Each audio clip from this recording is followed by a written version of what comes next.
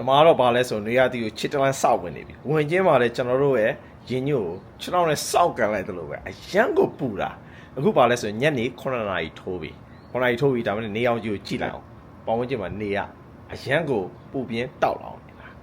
Good, let's see, Pujan, Gosaton ticket for a sheep. No?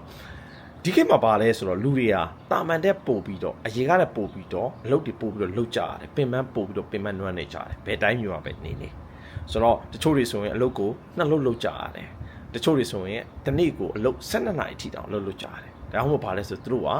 အရန်ကိုပင်ပန်းကြတယ်နောက်တစ်ခုចောင်းသားတွေကြီးလိုက်သူတို့လိုချင်တဲ့ line သူတို့သွားချင်တဲ့တိုင်းပြည်ကိုသွားဖို့အတွက်အရန်ကိုဘာဖြစ်လို့ကြက်ကုတ်ကြက်ခဲစူးစမ်းကြတယ်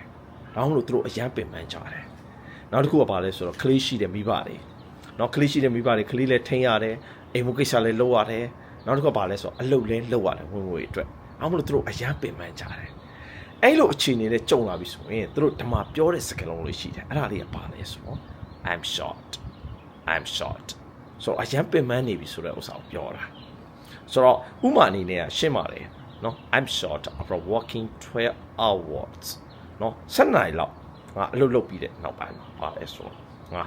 အရန်ကိုပင်ပန်းနှွမ်းနေပြီဘာလဲဆိုတော့ငါမှာအားမရှိတော့ဘူးလို့ပြောလိုက်တာ I'm short နောက်တစ်ခုကပါလဲဆိုတော့ I'm ဒီ short ဆိုတဲ့စကားလုံးလေးကိုဘယ်နေရာမှာသုံးသေးတယ်လဲဆိုတော့စက်ပစ္စည်းတွေသူတို့ပါလဲဆိုဖုန်းတို့ကားတို့ဟာ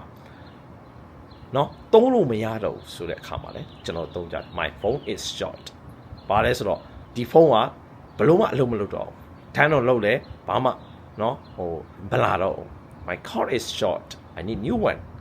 ငါကတော့အလုံးမလုပ်တော့ဘူးငါကားတစ်စီးဝယ်မှဖြစ်တော့မယ်ဒါမှမဟုတ်ပါလဲဆို short ဆိုတဲ့စကားလုံးလေးတော့သုံးကြပါတယ်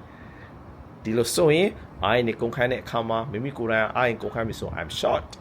စက်ပစ္စည်းတွေဖုန်းတို့ကားတို့နော်အလုံးမလုပ်တော့ဘူးဆိုရင်လေ My phone is short my car is short ဒီခုပေါ့နော်